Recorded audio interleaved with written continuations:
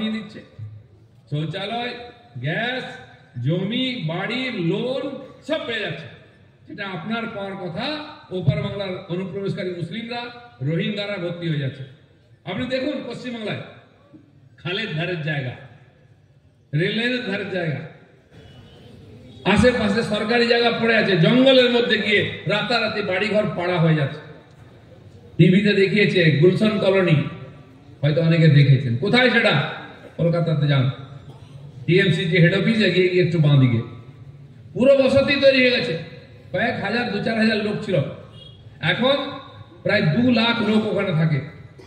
2 লাখ লোকের মধ্যে 3,500 লোকের নাকি রেশন কার্ড বা কার্ড আছে, বাকিদের কোনো নাগরিকত্ব নেই। কোথার থেকে রাতারাতি এলো? টিএমসির একজন এমএলএ, মন্ত্রী, সে এসব লোক বসাচ্ছে নিয়েছে।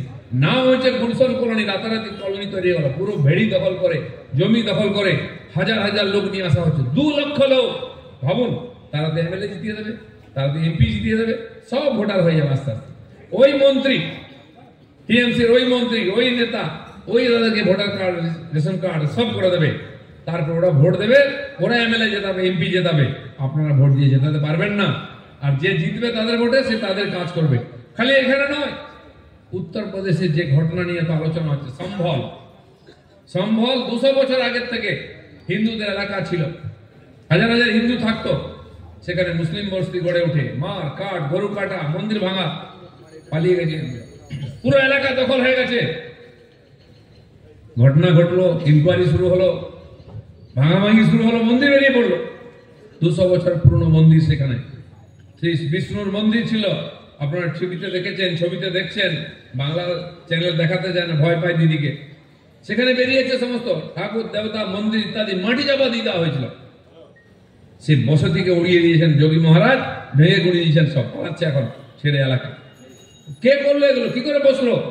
কখনো না কখনো এই কংগ্রেসী নেতারা, অমুক নেতারা তাদেরকে বসিয়েছে, তাদের জায়গা দখল করে দিয়েছে, পুরো এলাকা চাপা দিয়ে দিয়েছে মাটি, মন্দিরকে মন্দির। কাশিদাই হয়েছিল, আজ উদ্ধার হয়েছে, কিন্তু এখানে তো কোনো আশা নেই। যারা ডেকে নিয়ে এসেছে রোহিঙ্গাদের অনুপ্রবেশকারীদের, যারা এখানে তারঘাটের বেড়া দিতে দিচ্ছে না, এখন 1000 কিলোমিটার বাকি আছে। কারণ ওপার বাংলা থেকে ভোটার আসতে পারবে না। ভোটের দিন এই নদিয়া জেলায় চাপড়া অব্দি চলে আসে, ওই এলাকায় ভোট ওরাই করে, দিনের বেলা এসে ভোট দিয়ে চলে যায়। কেউ জিজ্ঞেস করতে পারবে না তারা ভোটার কার্ড আছে কিনা, ভোটার লিস্টে নাম আছে কিনা। ভোট সে দেবে আপনার নামে, আপনি ভোট দিতে পারবেন না। তাহলে এই দেশে গণতন্ত্র কোথায় থাকবে? আমাদের অস্তিত্ব কোথায় থাকবে? এটা ইতিহাস চোখের সামনে ঘটছে। বাবা মা তো হয়তো গল্প বলেছে, কেউ লজ্জায় বলেনি তার পরিবারের সঙ্গে কি হয়েছে। এমন কোন পরিবার বাংলাদেশ থেকে আসেনি যার উপরে অত্যাচার হয়নি, সম্পত্তি দিয়েছে, মান সম্মানের কাছে, লজ্জায় বলেনি। আপনি ভাবুন, স্বাধীনতা আন্দোলনে সেই 20, 21, 30, 40, 46 অব্দি কারা লড়াই করেছে? ওখানে হিন্দুরাই স্বাধীনতা আন্দোলনের জন্য লড়াই করেছে, দেশকে স্বাধীন করার জন্য। তাতে হয়তো আপনার ঠাকুর দাদা, আপনার বাবা ওখানে ছিলেন, তিনি লড়াই করেছিলেন স্বাধীনতা আন্দোলনে, বিপ্লবী হয়ে দেশ স্বাধীন হলো। তিনি অখণ্ড ভারতের জন্য লড়াই করেছেন, দেশ অখণ্ড ভারত স্বাধীন হবে, আমরা ভারতীয় হিসাবে থাকবো। স্বাধীনতা হয়ে গেল, এদিকে ভারতের জাতীয় পতাকা উঠলো, ওপাশে কি উঠলো? পাকিস্তানের পতাকা। সকালে উঠে দেখে পাকিস্তান হয়ে গেছে, ভারতের নাগরিক নেই, পাকিস্তান, পুরো পাকিস্তানের নাগরিক হয়ে গেছে। চললো আবার 70-72 এলো, আবার বাংলা ভাষার নামে আন্দোলন শুরু হলো, যে আলাদা বাংলাদেশ চাই। মুজিবুর রহমান, আজকে যার মূর্তি ভাঙা হচ্ছে, মাথায় উঠে পেচ্ছাপ করা হচ্ছে, এই নেমক হারামরা যাদের স্বাধীনতা এনেছেন উনি, তার মূর্তি ভেঙে তাকে অপমান করছে, ইতিহাস থেকে মিটিয়ে দেওয়ার চেষ্টা চলছে। তার নেতৃত্বে মুক্তিযুদ্ধ শুরু হলো। তখনও হয়তো আপনাদের পরিবারের কেউ বাবা এরা লড়াই করলেন, জয় বাংলা বলে ঝাঁপিয়ে পড়লেন। এই পশ্চিমবঙ্গ, এই ভারত লক্ষ লক্ষ ওপার বাংলার মানুষকে এখানে থাকার সুযোগ দিয়ে, যারা ভয় পালিয়েছিলেন, অত্যাচারিত হয়, যারা মুক্তিযোদ্ধার জন্য এখানে এসেছিলেন, তাদের ট্রেনিং দিয়েছি, খাইয়েছি, দাইয়েছি, তাদের সহযোগিতা অস্ত্র দিয়েছে এই দেশ, ফলে ওই দেশ স্বাধীন হয়েছে। নাহলে খান সেনাদের বুটের তলায় তাদেরকে চেপটে দিত আছে। তারপরে প্রায় 70,000 মহিলা ধর্ষিতা হয়েছেন, তাদের তো সন্তানও হয়েছে। সে সন্তানরা কারা?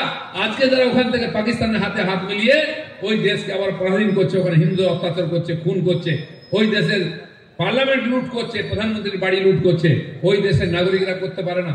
এখানেও দেখেছি যখন সিএ আন্দোলন হলো, সিএ পাস হলো, আপনাদেরকে নাগরিকত্ব দেওয়ার জন্য সবচেয়ে বেশি আন্দোলন পশ্চিমবাংলায় হয়েছে। 3 দিন ধরে রাস্তাঘাট জাম করে স্টেশন পুড়িয়েছে, রেল গাড়ি পুড়িয়েছে, রেল লাইন উপড়ে পড়েছে, বাস পুড়িয়েছে, বিজেপির অফিস, মন্দির পুড়িয়েছে। কারা এই দেশে ধ্বংস করতে পারে? 600 কোটি টাকা তারা ওপার বাংলা থেকে এসছে লুঙ্গি পরে, তারাই করেছে এটা। আর মমতা ব্যানার্জির পুলিশ দাঁড়িয়ে দাঁড়িয়ে দেখেছে, একটা এফআইআর করেনি, একটা লাঠি মারেনি, একটা লোককে অ্যারেস্ট করেনি। কেন? কিসের স্বার্থে? অনুষা শর্মা বলে একজন দিল্লিতে, তিনি কিছু বলেছিলেন, খেপে গেল, আবার ভাঙাভাঙি শুরু হয়ে গেল, একটা লাঠি চলেনি কারো উপরে। আর আমরা যখন রাস্তায় নামি, মিছিল করি, অবরোধ করি, পুলিশ রেড়ে করে চলে আসে, লাঠি মেরে ধরে বেঁধে কেস দিয়ে জেলে ঢুকিয়ে দেয়।